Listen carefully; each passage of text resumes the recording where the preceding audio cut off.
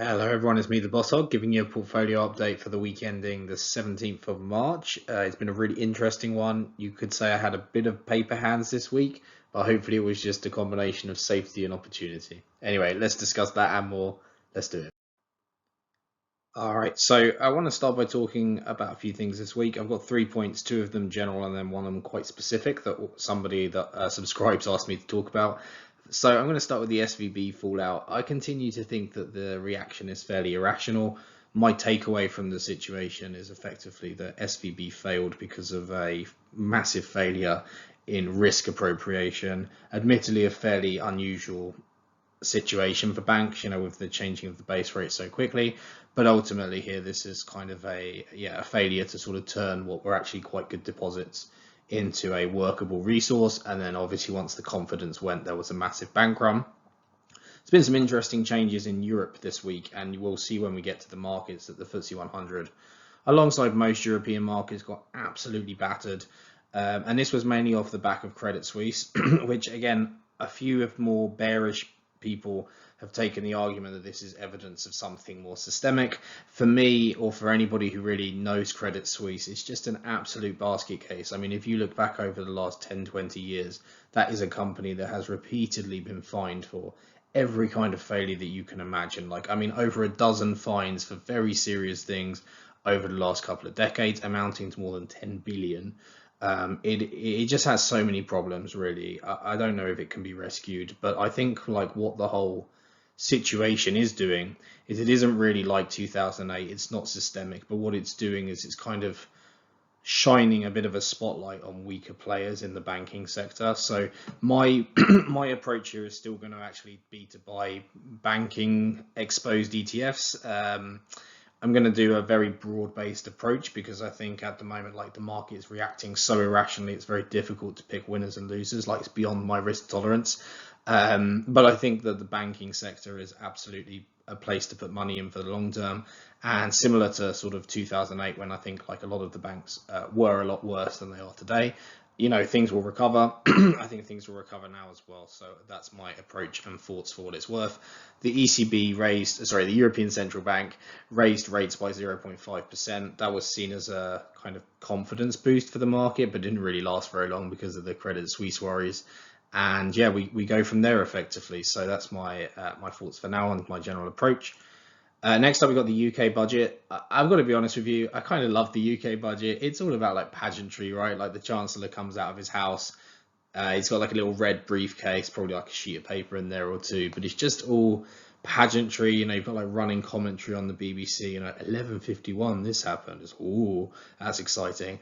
Obviously, it's a bit strange. I don't know how it works in other countries, but in the UK budget, it's very like yeah, there's a certain pageantry to it that I kind of enjoy. I'm not going to lie.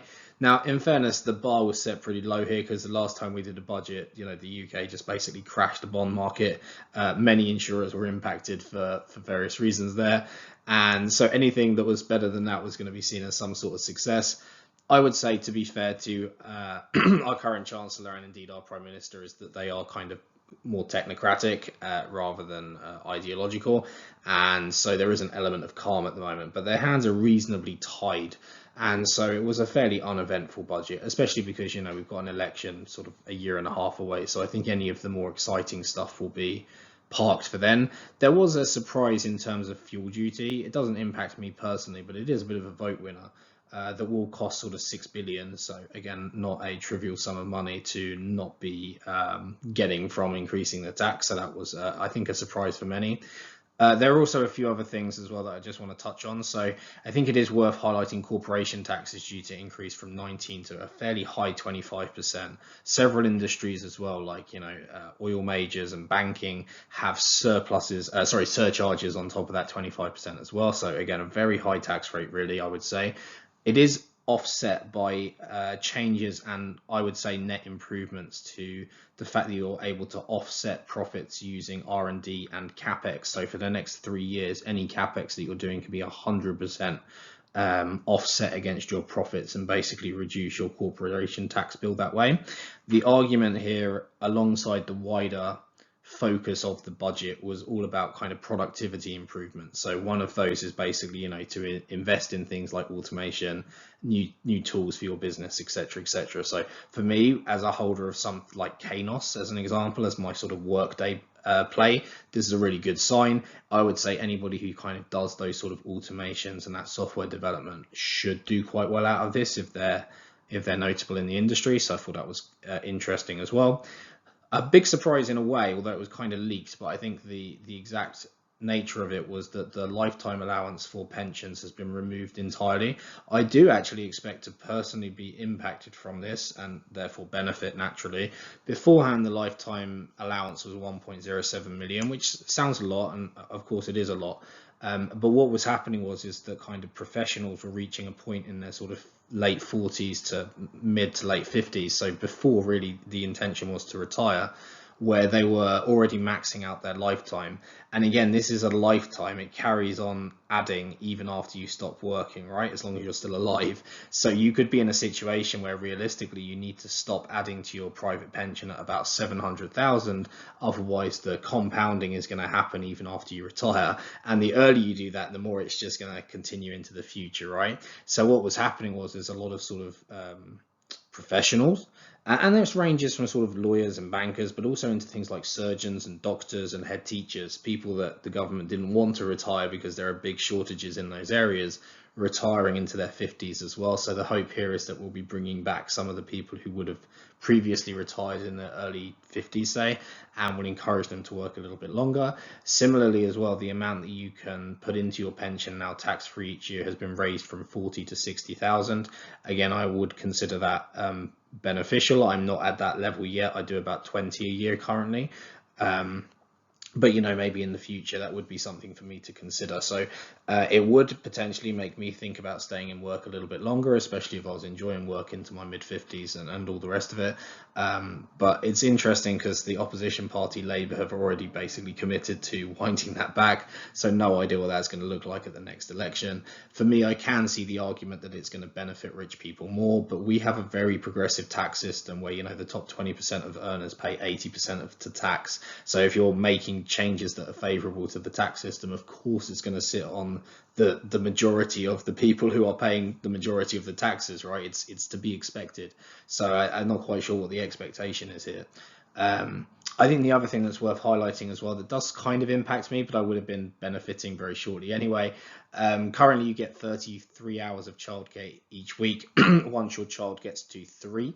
My child has just turned 3, so I would have benefited with existing laws. But what they're now going to do is basically extend it. So between the ages of 1 and 5, you will get 30 hours. And the hope here is that it will encourage women specifically, but people who give up work to go and look after their kids, which tends to be women, of course.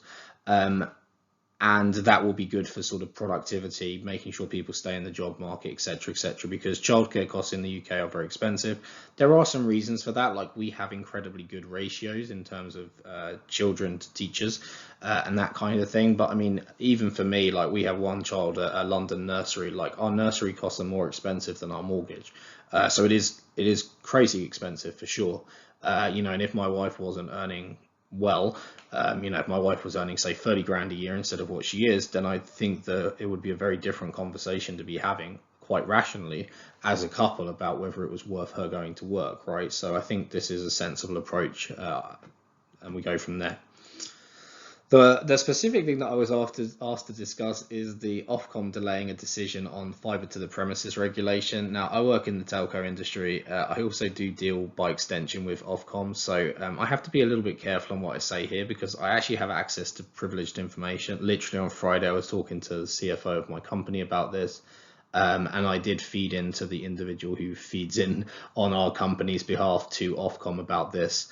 So I've actually written something here just to make sure I don't stray into words that would get me into trouble. So in short, Ofcom is delaying the go live of a new pricing scheme with Openreach that BT's competitors and Alternets, one of which I work for, so an alternative network, have argued is anti-competitive. Comments by Philip Janssen, who is the CEO of BT PLC, about there only being one network into the future were seen as incredibly anti-competitive earlier in the year, as well as a combination of those comments and the pricing model that's been proposed under Equinox 2, it's called officially, and it will eventually become Equinox 3, 4, 5. These are like pricing models. It's both the amount and the variability, the fact the price can change. The argument is from the competitors and altnets that ultimately it undermines investment cases, that you would, take your business case to a private equity firm and ask them to basically bankroll the building of your network, which is how, Virgin Media as well, and O2, but also a bunch of altnets, the likes of Hyperoptics, City Fiber, Community Fiber, etc. So there's about 50 altnets in the UK, and it was seen as a victory. Ofcom basically said that they received many very detailed and comprehensive points that they needed to reconsider, and that they would come back to the market in due course. So that's about as much as I can say on that. It was definitely seen as a victory for anybody who wasn't BT. The Ofcom are willing to look at this again, but that's all they basically said. It's just a delay at the moment while they revisit the deluge, by the sounds of it, of opinions that they got, some of which were apparently extremely detailed. So we will see what the outcome is of that. That's all I feel comfortable saying now, I think, for obvious reasons, and we will go from there. Okay, so without further ado, let's have a look at the portfolio now. Okay, so in terms of my portfolio here, you can see that for the week ending the 10th of March, we are back down to a portfolio value of 125k.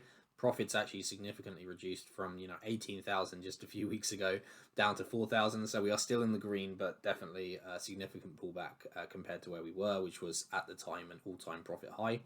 We continue though to basically trust the process, keep on averaging in, etc., etc. I'm very close to filling up both of our ISAs this year, so our investment accounts, basically me and my wife, got just under 3k to add, which we'll be doing at the end of March when we get paid. So again, we continue just to add to this and average into various positions. So I wanted to start here just because it's been a couple of weeks and you can kind of see the general direction. If I go up a little bit to show you the graphs, by the way, because I'm doing this on a Sunday instead of a Saturday, some of the currency markets are already doing things, so hence why this is plus 15 so far. And so we can ignore that for now and basically take that 15 off of that figure. So this is our breakdown as it looks. You can see if I look at some graphs here that the our overall portfolio value, again, this was above 130, had a significant dip on Friday in particular. Also as well, in terms of our time weighted performance, we are back underneath the FTSE 350. Again, it continues to outperform quite markedly, but I've definitely not been performing as well as even the S&P 500 in March. I'm very heavily exposed to tech, as well as increasingly exposed to financials, where, to be honest with you, I like both sectors. So again, I'm just trying to be brave and ride out any variance. And for me, again, this is my original aim with doing this, was to see how I performed over a 3-year period. That was my original aim. If I'm honest, in hindsight, I think I should have made that 5 years, because I don't think 3 years is long enough to really measure, especially in a really weird market over the last 3 years. But broadly speaking, I'm still happy with the fact that I'm a new investor. I'm quite comfortably beating the S&P as well as the All World. And even though I'm behind the FTSE 350, I think there are good reasons for that. And the FTSE 350 has basically outperformed everything. The FTSE 100 is basically carrying that because it's a very defensive index. So again, it's a bit sad I'm no longer on top of all of my comparisons, but I remain reasonably confident in the long run. In terms of my portfolio over time, again, I'm really hoping that this is going to be a fantastic thing to look at in 10 to 20 years, when there'll be a huge chunk of blue and pink, is my hope. But you can see here basically that now I'm only profitable thanks to the dividend. I'm basically, if you were to look at my growth here, we're in the minuses again, so in terms of purely capital, but then our dividend of 5.6k basically carries us over. So divvy minus growth is basically our net profit, right? Similar as well, you can see on this graph, again, all-time high just a few weeks ago up here in terms of our profit. Even the UK was back to black after my sort of relative disaster with the Russian miners over here. But yeah, significant pullback on Friday. It'll be interesting to see what happens next week. And it was, rough, but actually, again, I feel like 2022 really toughened me up a little bit. So that's been good from that perspective, because I've definitely been handling the swings a lot better. Now, originally, I planned to make a video this week looking at a couple of my bigger stocks who have published results. So Amcor's results historically were pretty good, actually, I would say, for last year, but they gave really weak forward guidance for Q1. Amcor only guide 1 quarter in advance because they say their business just doesn't facilitate long-term predictions, which I kind of agree with. As a result of that, their predictions are usually pretty accurate. They sort of give a fairly narrow range, and they'll be more or less in the middle of it. So yeah, that's basically it. The semiconductor space is definitely under pressure at the moment. And for Amcor, for Huntsman, who also had some really interesting results because they divested their smallest division, but still a material amount of their revenue. So that's an interesting one as well. And yeah, there's been some interesting earnings updates from that perspective. But instead, following Friday, when both Genius published results, which we'll look at in detail after we've done this portfolio review, as well as the banking situation, it just seemed to change the nature of the video. So I still do plan on talking about, Amcor and Huntsman. But for now, we're going to sort of focus on Genius and other parts of my portfolio. Games Workshop, obviously here a big reduction, and I sold about half of my position at £93, 92.85. So actually at the moment that looks like quite a timely sale. That was really just to take advantage of our some tax changes, but it was fortuitous, I guess, because that locked in about a £500 profit that I wouldn't have had otherwise. So that's nice from that perspective. In terms of other updates, I mainly want to talk about my position in banks. This is a US banks ETF. I did have £100 in it beforehand, but for me, I significantly expanded it to basically take my position to 2.1k. You can see here I'm actually up, so that's nice. I timed it very well on Friday. Obviously, I don't know what's going to happen on Monday. We will see. But yeah, I'm pleased with how I reacted basically, because like I said, I spent a couple of hours on Friday looking at both Silicon Valley as well as Huntington. I'm reasonably confident it's not a systemic issue, and it's, like I say, a misappropriation of risk at Silicon Valley. And so for me, I wanted to make a move. In hindsight, I kind of wish I'd done more, but actually at the same time, it is always quite scary buying into a falling market. And I've definitely had situations where I bought in too early and things just kept on crashing. So I guess I'm quite pleased with my kind of management of risk. Also, as well, with this sizing, I can potentially add, another 1,000 into it if the risk tolerance takes me. But I think what I've decided is that if I decide to add to my bank's position, I'm going to sell down my HBAN position. So I'm going to sort of keep my overall exposure to primarily regionals. Again, this is a 2/3 regional ETF. The way it's weighted is basically 1/3 on the big four and then 2/3 on the rest of the regionals. So our HBAN is in this ETF as well, but it's down at like 12. So yeah, not a particular heavy overlap, and I don't have any other US banks, so this is going to basically be my main exposure to US banks, which I think is good to have, and we'll just continue to buy in. But if I make a big move over the next few weeks, it's going to be at the expense of HBAN basically, so I'll sell HBAN and put it into this instead as a result. That's really the plan here. In terms of where I did get this money from, because I didn't add any capital last week specifically, I basically trimmed some existing ETFs, more or less at a net break even, technically up about £8 overall, but yeah, all of the ETFs are kind of newish to me, and so haven't moved a ton. So I sold out of £500 in clean energy. This was slightly down, so I basically realised a small loss of £18 on the things that I sold. I actually put it into SMT, so Scottish Mortgage Investment Trust, which is basically a growth technology ETF is probably a fair way to describe it. It's more of a fund really than an ETF, to be fair. And the interesting thing with this is they have 30% of their holdings in private companies. So for me, it's a great way to invest in private companies because I otherwise don't have a way of doing so. And again, this is a long-term performer, and for me, a long-term hold. I'm actually really happy with my average on SMT, which is now in the 780 pences. You can see here, and I can find SMT. There it is.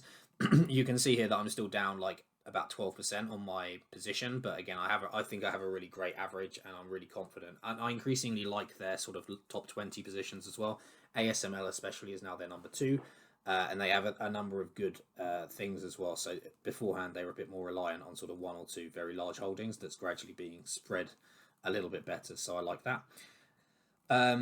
Then in terms of where I got the money from banks from, I basically sold at a profit some digital security ETF. Again, this is an ETF that I want exposure to because I think digital security is going to matter, but I don't know the first thing about it, but I decided to realize a small profit.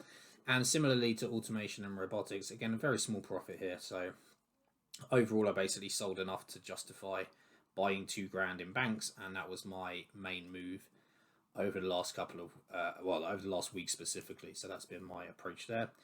If I just scroll down in terms of my sectors, etc., so you can see here, especially pre-ETF, technology is 32%, but then when I break out the ETF, you can see my technology slice rises to 41%. So definitely very high on the technology. I'm kind of keeping an eye on that to work out if it is too high. Oh, you can see here that I've still got live data, hence why that's just refreshed. Let's see if I can pull it back. Oh, don't do that to me, Google. Fuck, come on. All right, so in terms of portfolio, I mean, it's been a pretty rough week here to start with. You can see that my portfolio has reduced 3,000 in value, similar obviously to my profits there as well. I have been doing a little bit of selling, so my realized P&L actually went down just because on balance I've been selling at a loss. We'll talk about the specifics though, because that's overwhelmingly represented by a single sale that I had. I didn't have any new deposits this week. I will be adding a final deposit actually to max out the ISA next week, so we'll talk more about that. And likewise as well, no dividends this week, but I am expecting a decent one next week, or a medium-sized one anyway. So that's just the overall of the week closing summaries. No changes to my portfolio display except from this little bit at the top here, and this is really just to emphasize and call out the reconciliation I sanity check each week, and it was probably just as well this week because I did realize that there was an error in my transactions, so that was good that I spotted it. But effectively here, this is my trading 212 profit, which is my brokerage, and I just calculate that looking at my net deposit and against what the value is in trading 212, right? So anything above my deposit must be profit. And then there's my Google Docs profit, which is this 727. And again, over time, I'm expecting these to materially align. There's various reasons, but it's basically just two different data sources being used for calculations of things like FX and stock value, etc. So you can see here we were touching 131 at the highest, or sorry, 135 at the highest, so pretty good. But it's just come down. Again, I have actually even added a little bit of money over that time, but not really enough to stop the bleeding. And this is really interesting to me. And I mentioned in my introduction that European markets got absolutely hammered. So it's been really interesting because for most of my time investing, I've been chasing the FTSE 350, and that was specifically after the Russian invasion last year. Where the FTSE 100, because it has a lot of exposure to commodities and financials, kind of held up a bit better than almost all of its major competitors, basically. But it got even more destroyed than I did last week. So it's actually down sort of over 6%. It was strange seeing the FTSE 100 drop 4% in a single day on sort of worries about the financial impact from SVB, as well as actually, a lot of the commodity stocks also getting absolutely hammered on multiple worries from multiple locations. So what this has actually done is close the gap quite a lot between myself in the blue line here and the indexes. So, the yellow that has been leading for most of it is now down, the FTSE 350. And likewise, the S&P with its more heavy, large tech, it held up relatively well, all things considered. So even though that is down, it's only down a little bit, like 1%, I think, month to date. So I find all this very interesting. And again, I'm roughly split 50-50 between US and UK, not including some of my ETFs, etc. So it's it's very interesting. For me, I'm much more interested in my comparison against the S&P, just because for anyone who follows me knows I have a huge tech chunk, which which we'll cover in just a second, but it's sort of in the 40%, especially once I sort of look at my ETFs as well. This does mean that I'm only profitable at the moment because of my dividends. So again, we've got a slightly odd looking graph here on the left, but it is what it is. And you can see here we went from an all-time high just 6 weeks ago or so back to barely being green, but we do remain green, which is the important one. In terms of transactions this week, I think we'll start with a really big move, in my opinion. For £2,000, I decided to make quite a large move into Scottish Mortgage Investment Trust. Now, this is a bit of a UK darling, but I suspect it's not well known outside of the UK, and maybe not even that well known in the UK. But it's essentially considered a sort of higher risk growth, maybe with a tech leaning fund. Now, it has 70% of its value in public companies and 30% in private ones, which again for me is a real bonus. Some of those private companies, by the way, are absolutely humongous, things like SpaceX and Riot Games, those kind of things, right? So it's not like, again, they regularly have an independent revaluation of their private held companies, and at the moment this fund is trading at near a 20% discount to net asset value. including its 70% in publicly held companies. I'm increasingly happy with the direction the portfolio is moving into. It has a very large position in ASML, one of my favorite companies, which I do also have, my own holding in as well. But it's great to see them buying. Then they've got things like, Mercado Libre, which I think is cool as well, as I think position number 4. But generally, they're just moving in what I think is a really positive direction for the fund. And so this is going to be one of my anchor sort of ETF/funds for my portfolio moving forward. I'd love to get this to about 10% of my portfolio. So this was a really big opportunity for me to add. It's also the first time that a fund or an ETF has broken into my top 5. So here the top 5 colors are individual stocks, and then we'll gradually over time have ETFs and funds go higher. The main reason for this, by the way, is that my wife now works in private equity, so I'm very limited on buying individual stocks. I basically can't unless I get dividends from individual stocks that were grandfathered into the fund. My wife has access to different kinds of privileged information, and it was quite interesting actually that she's been aware of certain conversations with SVB because her private equity employer deals with primarily smaller tech companies who of course were banking with SVB. So it was the first time I'd actually appreciated that if we wanted to abuse it, then there was an opportunity to kind of gain from insider information. So it was very interesting. My wife and I actually do have a Chinese wall kind of approach at work, where I'll basically say something and she'll be like, "Oh, what do you mean?" And then when I sort of explain that it's now gone public, she'll be like, okay, yeah, I know about that. Yeah, that's we were talking about that earlier in the week. It's good that it's now public. So that's also a pretty interesting situation. So it is what it is, I guess.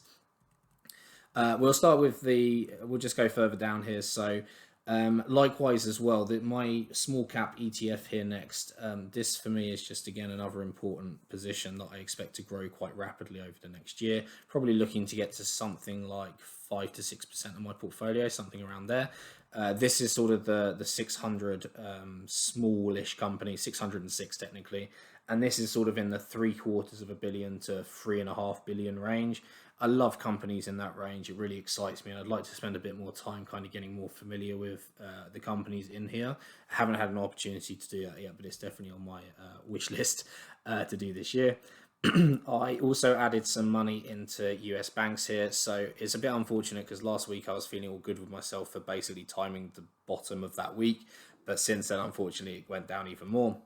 However, I said at the time that I did have money held back to average down further, and that's exactly what I did. So I am currently about 8% down on this position, but again, I'm very confident in US banks over the long run.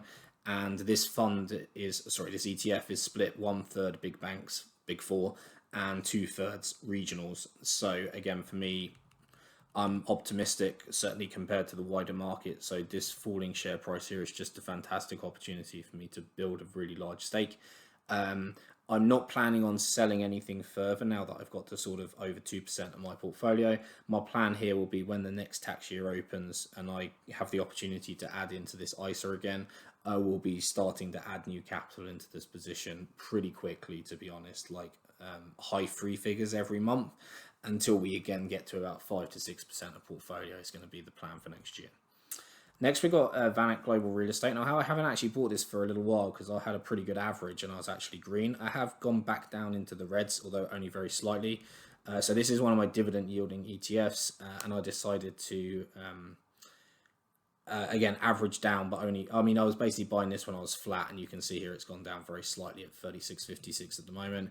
But again, here I sold Huntington Bank shares, as we'll touch on a bit more in just a second, and put a part of that into my small caps up here, and then a little bit left into my Vanek here. And again, here I will be planning on buying this a little bit more, not as actively as some of the other positions, because this is almost like my defensive.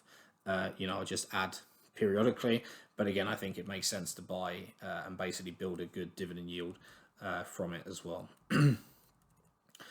Next up here, so I sold £1,000 of my consumer staples ETF. I've spoken about this before. This is my least favorite ETF. I just basically buy it as a defensive position. There are one or two companies within it I really like. Probably Costco is the one that I most like. But I sort of hold my nose and buy it. And to be honest with you, on the good side, it has held up quite well despite everything else that's going on. So I did sell 1,000 of it, which was about 2/3, and I did realize a fairly small loss, about 2%, 0.2%. So £21 on £1,000 sale, so 2%. But again, put it into banks because I think that is a good opportunity for me to buy there. And obviously, I didn't quite time it perfect, but it's always hard to time these things perfectly. So, and yeah, so now I only have sort of £500 left in that, but it is what it is. And then we have this situation, which was really the inspiration for my thumbnail. So I'll actually start with Huntington Bank shares. So I mentioned this last week, and I do feel a bit bad for selling it because I've done whole videos on HBAN before.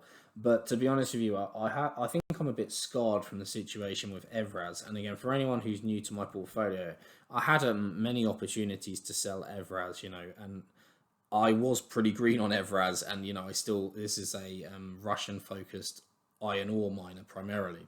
Also does things like steel for railways and things like that. And the fundamentals of the business were solid and everything else, and obviously it was impacted by sort of the war. And I regret it because I didn't give enough consideration to the wider impact just beyond the business. And I think like the more I thought about it, and I could tell it was playing on my mind last weekend, but the more uncomfortable I felt with HBAN, because even though I think the business is sound, I just can't tell what the wider world is going to do. So I decided to sell out of my position basically entirely. I mean, not basically, I have sold out of my position entirely. I realised a loss from that of £272 overall, because this is, I think, the fourth time I've been in HBAN over various times, and I've collected dividend along that way. My net profit from HBAN in general is actually pretty solid still at 772, but that has reduced quite substantially since it was trading at $15 odd. And by the way, before all of this, I was saying that I think HBAN should be valued at 1720, but it's difficult to give any pricing at the moment to regional banks just because there's so much worry about it. So I'm really sad to see HBAN go. I can no longer buy it as an individual stock, right, for the reasons I've already mentioned. And my only good thing is it's position number 12 in in the ETF up here. So I will still have a tiny stake in HBAN through that ETF, but I will no longer have Huntington Bank shares. So I think, like I say, my position here was that I just didn't want to be sitting on a huge loss for a long time. And I still had 1.8k in it when I sold it. And even though I had to realize that loss, at least I got to protect the capital. And I just didn't want a repeat of Evraz basically. So that was my thinking there. I think I probably grouped the next two because I think they're very similar in that I exited smallish positions, but still about 1% of my portfolio in each, in Microsoft and Apple. And that was really to free up some money to buy SMT, that I put everything that I sold here directly into SMT as that big buy. Now, I think, to be honest, Microsoft doesn't. I mean, it still trades on a huge multiple, but I do think Microsoft is just a really fantastic company. Apple at the moment, I don't think is as good of an opportunity for various reasons. However, I also don't think it was exactly expensive. So I appreciate that selling to high quality, in demand tech companies might come back to haunt me a little bit. But again, I think for my time horizon and my opinion about SMT, which I consider myself quite knowledgeable on now, meant I was relatively comfortable making this move. And also the other mitigation is that I do have a large and growing position in Alliance Technology Trust. Literally their two largest positions are Apple and Microsoft. So this, if SMT is my small speculative tech, ATT is my big tech, and likewise as well, its third largest position is Google. So I will in the future probably also sell Google, but no rush for that at the moment because it's a few percent down, whereas these were both green actually when I sold. And similar to HBAN, I've kind of done a lot of trading in my past. So I actually have fairly chunky net profits for both of these companies, as you can see. But on this particular sale, I realized small profits on both of them. So that was my decision there, which I think is defensible, but I fully accept it's definitely not without its controversy. I do have two other points I just want to touch on. So I mentioned on last week's call, Genius alluded to a new technology that they call Dragon, which is an extension of Second Spectrum, a company that they brought in, a technology that they own as a result. I thought it was a good presentation. It was basically technology led, so it wasn't exactly as smooth as an earnings call, right? You've got nerds talking. But you kind of got it, especially on a few points. Like I think for me, there were two big points that stood out. First of all, the ability to customize viewing experiences looked really powerful. Like the way that the NFL screen, for example, was like split and you could watch the players making individual runs was super cool. I haven't certainly seen that, although probably in the UK my streaming options are a bit more limited. But actually, I think the big one here is working with brands and the advertising to really have incredible overlays of marketing options. So as an example, like if a goal is scored or if the ball goes into the net, to keep it as sports agnostic as possible, kind of a celebration comes up with branding. So it was like the demonstrations they were giving was one from Coca-Cola, where it was like measuring the speed of the ball kicked into a soccer, inverted commas, a football net. And so it was just very easy to see that you would be able to have like including the ability to customize these brands, right? So if you know that the individual watching likes orange juice instead of Coke, then you tailor a suitable advert to them, right? And likewise, you can then link it to geographic regions. So it kind of overlaps already with a lot of the ad tech space, I think. But I think the clever thing here was what they're basically doing is recording so many data points and basically coding all of that into a real-time copy of the game with data. Once you've basically got that playing out, you as the viewer have incredible options in terms of the way that you choose to watch the sport. And this also basically gives Genius the data to then sell, right? Both in terms of the sports books, as well as to sort of, again, branding, advertising, etc. So I could very easily start to see the business case. I would say I don't think Dragon is quite as revolutionary as maybe they were making out on the earnings call. It's really an evolution of Second Spectrum rather than a new technology. However, it is super cool because, like, as an example, right, Second Spectrum measures 50 data points on a human body, and so it still looks a little bit like wireframey. Dragon is 7,000, and the difference is basically a fluid game. It's almost like watching sort of like an animated sports game. So it's a lot more enjoyable to watch, and you can I can imagine in a couple of years you'll basically have real time copies of the game happening in digital. And like as an example, they were looking at sort of a shot being made at basketball, and the way that they sort of overlay stats, probabilities, some information that's useful for people that again can gradually be iterated over time. I can definitely imagine is extremely powerful. And if you look at their results, it's telling, I think, that their media arm has been a bit of a surprise in terms of its performance. And I think that is the most powerful aspect of it. Like they will be able to overlay really advanced ad tech onto sports games, and have a lot of kind of in play interactions. It sounds kind of, as I talk about it, like there's definitely elements of like dystopian marketing straight into your brain. But it's super cool, and it's really, like I say, the only thing I would say is I think it was slightly oversold as this new technology. It's really just an improvement. Dragon is an improvement on Second Spectrum. Maybe a good improvement, sure, and a sizable one in terms of the amount of data and the way that data is collected. But it's super cool. Another example actually is the way that offside rules work in football slash soccer. I'm going to call it football because I'm British. So, like they have a streaming and data rights agreement with the Premier League, right, in the UK, or England, sorry, the English Premier League. And, like at the moment we have VAR, so video assistant refereeing, for things like offside. And it slows down the game and it's really painful and everything else. The way that they basically record the game with data means that they can give that result in real time. So like basically I expect VAR to be replaced by Genius very quickly. In terms of like sports and integrity of the game, there's a lot of room for improvements there as well. Like things like, does the ball cross the line at the moment, needs like chip in the ball. Again, you want to get rid of that, so you won't need any kind of expensive cameras, expensive technologies, slow refereeing decisions. And again, if I project this forward 20 years, I can imagine a situation in which games are entirely AI refereed. Certainly for things that are non-contact officially, like football. It might be a bit harder with like rugby, where there are interpretations, but still, it wouldn't be too difficult or too much of a leap, in my opinion, to do that. And again, that feeds into sort of sports integrity and integrity betting as a kind of crossover for that. So I liked what I saw. Like I said, it wasn't the most polished presentation I've ever seen. There was definitely kind of nerds talking and jostling and that kind of stuff, but it take it for what it is. I thought it was cool, just slightly oversold because yeah, Dragon is just second spectrum Mark II, which is still cool, by the way. I just want to finish on Phoenix Group. It's not a full review of their earnings, but I do want to touch on it because, again, this is my insurer of choice basically in the UK.